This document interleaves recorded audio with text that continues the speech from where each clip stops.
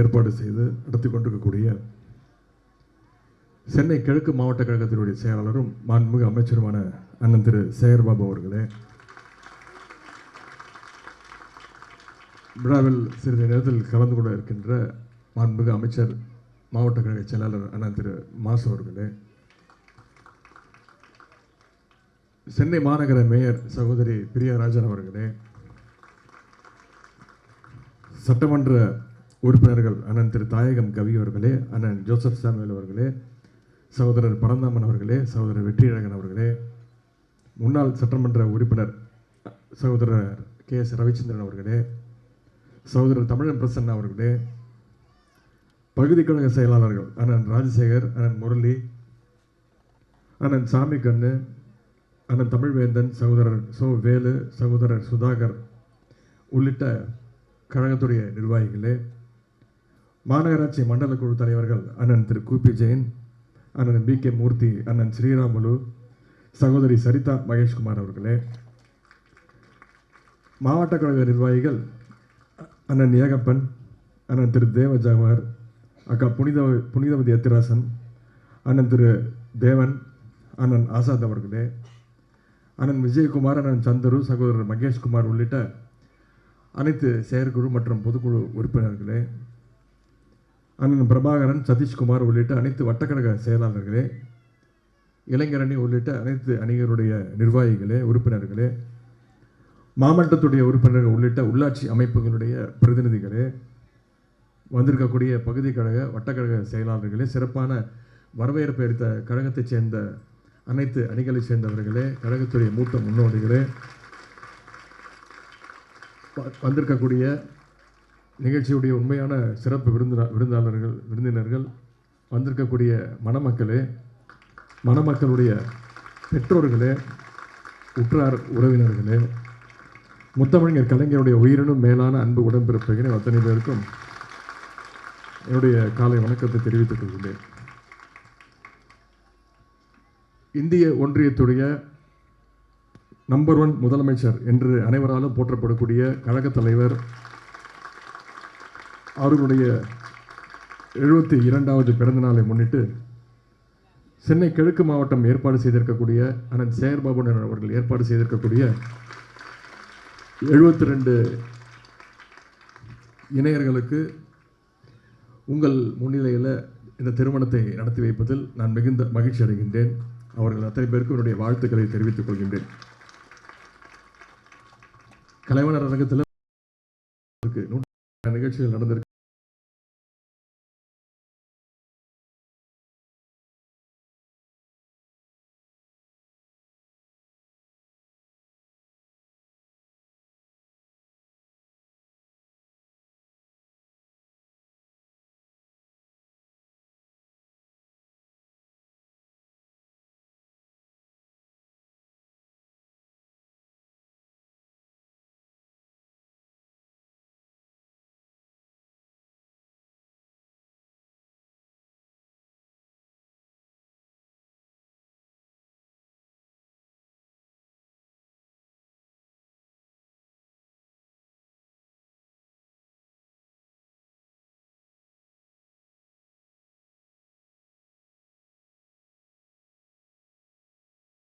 உடல்நிலை சரியில்லை. நேற்று காலை அவரை சந்திப்பதாக சொன்னார். நேற்று மாலை இந்த திருமணத்திற்கான அழைப்புதழையும்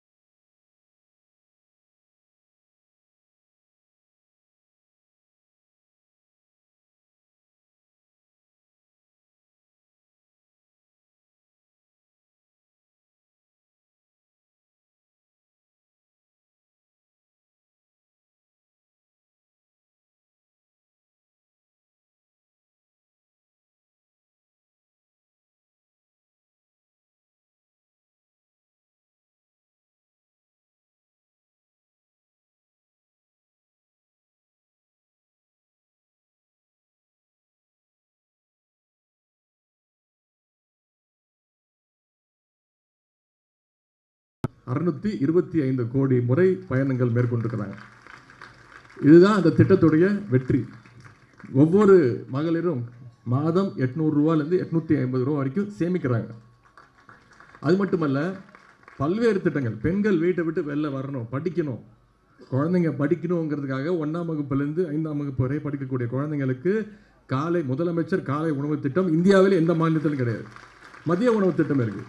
இந்தியாவிலே முதல் மாநிலம் முதலமைச்சர் காலை உணவு திட்டம் அறிமுகப்படுத்தப்பட்டது நம்முடைய மாநிலத்தில், தமிழ்நாடுல. இப்போ பல மாநிலங்கள்லேருந்து பார்த்துட்டு போகிறாங்க இந்த திட்டத்தை எப்படி செயல்படுத்துறீங்க, நாங்களும் செயல்படுத்தணும் அப்படின்னு. இதனால் குழந்தைங்க பள்ளிக்கூடத்துக்கு வர்ற அந்த பர்சன்டேஜ் அதிகமாக இருக்குது. இப்போ அந்த குழந்தைங்க பள்ளிக்கூடத்துக்கு வந்து படித்தா மட்டும் பத்தாது. குறிப்பாக பெண்கள் கல்லூரி போகணும், ஸ்கூல் படித்தா பத்தாது, காலேஜுக்கு போகணும், உயர்கல்வி படிக்கணும்னு புதுமை பெண் திட்டம். அரசு பள்ளியில் படித்து நீங்கள் காலேஜில் படித்தா, எந்த காலேஜானாலும் சரி, என்ன கோர்ஸ்னாலும் சரி, மாதம் 1000 ரூபாய் உங்களுடைய வங்கி கணக்கில் வரவு வைக்கப்படுகிறது. அதுதான் புதுமை பெண் திட்டம். இந்த திட்டத்தை செயல்படுத்தணுன்னே பார்த்தீங்கன்னா ஆண்களை விட பெண்கள் அதிகமாக காலேஜ் போக ஆரம்பிச்சிட்டோன்னே தலைவருக்கு நிறைய பேர் வந்து என்னங்க வெறும் பெண்களுக்காக கொடுக்குறீங்க, ஆண்களுக்கும் சேர்த்து பண்ணுங்கன்னொடனே தலைவர் வந்து தமிழ் புதல்வன் திட்டம் அப்படின்னு ஆரம்பித்தார். அதே மாதிரி மாணவர்களும் பள்ளி முடிச்சுட்டு கல்லூரி போய் படிக்கணுன்னா படித்தாங்கன்னா அவங்களுக்கு ஊக்கத்தொகை. அதே மாதிரி கடைசி இப்போ நம்முடைய தேர்தல் அறிக்கையில் சொன்ன திட்டம், செயல்படுத்த முடியாதுன்னு சொன்ன திட்டம் இப்போ கிட்டத்தட்ட 20-25 மாதங்களாக நம்ம வந்து அது பண்ணிட்டோம். அதுதான் கலைஞர் மகளிர் உரிமை தொகை திட்டம். கிட்டத்தட்ட ஒவ்வொரு மாதமும் 1,15,00,000 மகளிருக்கு மாதம் 1000 ரூபாய் நம்முடைய தலைவர் அவர்கள் வழங்கிட்டு இருக்கிறாங்க. இப்படி பல்வேறு திட்டங்களையும் தலைவர் அவர்கள் பார்த்து செஞ்சு கொண்டிருக்கிறாங்க. உங்களுக்கு தெரியும். அதனால தான் தொடர்ந்து நம்முடைய தலைவருக்கு இருக்கிற ஒரு பயங்கரமான ஒரு பெருமை என்னென்னா, இந்தியாவில் எந்த தலைவருக்கும் இல்லாத பெருமை, தலைவராக பொறுப்பேற்ற சந்தித்த அனைத்து தேர்தலையும் வெற்றி பெற்ற ஒரே தலைவர் நம்முடைய தலைவர்கள் தான். 2019 கிட்டத்தட்ட 11 தேர்தல் சந்திச்சிருக்கிறோம். 11 தேர்தலையும் தமிழ்நாட்டு மக்கள் நமக்கு வெற்றியை கொடுத்துருக்குறாங்கன்னா ஒவ்வொன்றத்தையும் பார்த்து செய்து கொண்டிருக்கிறார் நம்முடைய தலைவர் அவர்கள். அதனால தான் ஒவ்வொரு தேர்தலையும் வெற்றி, சென்ற சட்டமன்ற தேர்தல் வெற்றி, அப்புறம் உள்ளாட்சி தேர்தல்களில் வெற்றி, நாடாளுமன்ற தேர்தல் வெற்றி, இப்போ மீண்டும் அடுத்து சட்டமன்ற தேர்தல் வரப்போகுது 2026. தலைவர் அவர்கள் நம்ம அத்தனை பேருக்கும் ஒரு டார்கெட் கொடுத்துருக்குறாங்க. 234 குறைந்தது 200 தொகுதி நம்ம ஜெயிச்சு காட்ட வேண்டும், வெல்வோம் 200 படைப்போம் வரலாறு அப்படின்னு தலைவர் சொல்லியிருக்கிறாங்கன்னா நீங்கள் இருக்கிறீங்க அப்படின்ற அந்த நம்பிக்கையில் தான். ஆட்சியினுடைய செயல் திட்டங்களை, சாதனைகளை மக்கள்கிட்ட கொண்டு போய் சேர்க்க கடமை உங்களுக்கு இருக்குது. அதை நீங்கள் நிச்சயமாக செய்வீங்கன்ற நம்பிக்கை எனக்கு இருக்குது. எனவே மணமக்களுக்கு ஒரே ஒரு வேண்டுகோள், உங்களுக்கு பிறக்க போவது உடனே குழந்தை பெற்றுக்கோங்க, நிறையா பெற்றுக்காதீங்க. இப்போ அதுலேயும் ஒன்றிய அரசு பார்த்துட்டு இருக்கு. அதாவது ஒன்றிய அரசு வந்து குடும்ப கட்டுப்பாடை வந்து வலியுறுத்தி ஜனத்தொகை அதிகமாக இருக்குது அதனால் கட்டுப்படுத்தணும்னு சொல்லுது ஒன்றிய அரசு. அதை வெற்றிகரமாக செஞ்சு கொடுத்தது தமிழ்நாடு. அதற்காக இப்போ நம்ம தண்டிக்கப்படுறோம். வந்திருக்கக்கூடிய நீங்கள் அதை புரிஞ்சுக்கணும். இதுக்காக தான் டீலிமிட்டேஷன் கொண்டு வராங்க, தொகுதி மறுசீரமைப்புன்னு சொல்கிறாங்க. தலைவர் அவர்கள் கடந்த 10 நாட்களாக பேசிகிட்டு இருக்காருல்ல, ஒன்றிய அரசு இந்த தொகுதி மறுசீரமைப்பு கொண்டு வராங்கன்னு. இப்போ தமிழ்நாட்டில் இருக்கக்கூடிய நாடாளுமன்ற எம்பிக்களுடைய தொகை 39. இந்த டீலிமிட்டேஷன் மட்டும் வந்துருச்சுன்னா 8 தொகுதி கம்மியாகி 31 தொகுதி ஆகிடும். தமிழ்நாட்டுடைய மக்கள் தொகை 7 கோடி. ஆனால் இந்த குடும்ப கட்டுப்பாடு சரியான மக்கள்கிட்ட சரியாக விழிப்புணர்வு ஏற்படுத்தாத மாநிலங்கள் இதனால் பெனிஃபிட் அடைய போகிறாங்க. வட மாநிலங்கள்லாம் வந்து 100 தொகுதி வரைக்கும் இதனால் பெறப்போகுது. தொகுதி கம்மியாக நமக்கான உரிமைகளை நாம் பெற முடியாது. அதுக்காக தான் வந்திருக்கக்கூடிய மணமக்கள் கண்டிப்பாக அவங்களுக்கு தெரியும், எல்லாம் படித்தவங்களாக இருப்பாங்க. நிச்சயம் அவங்களுக்கு ஒரே ஒரு வேண்டுகோள், பிறக்கக்கூடிய குழந்தை வந்து ஆணாக இருந்தாலும் சரி பெண்ணாக இருந்தாலும் சரி, ஒரே ஒரு வேண்டுகோள், அழகான ஒரு தமிழ் பெயரை வைங்க.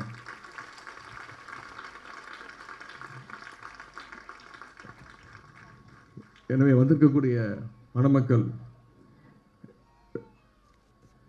இருவரும் தந்தை பெரியாரும் பகுத்தறிவும் போல, பேரறிஞர் அண்ணாவும் தமிழ்நாடும் போல, முத்தமிழர் கலைஞரும் தமிழும் போல, நம்முடைய தலைவரும் உழைப்பும் போல இருவரும் ஒன்றாக சேர்ந்து பயணிக்க வேண்டும் என்று கேட்டுக்கொண்டு இந்த சிறப்பான வாய்ப்பை அளித்த அண்ணன் சேகரபாபு அவர்களுக்கு மீண்டும் என்னுடைய நன்றியை தெரிவித்து, உங்கள் சார்பாக மணமக்கள் அனைவரும் பல்லாண்டு வாழ்க வாழ்க என வாழ்த்தி விடைபெறுகின்றேன். நன்றி, வணக்கம்.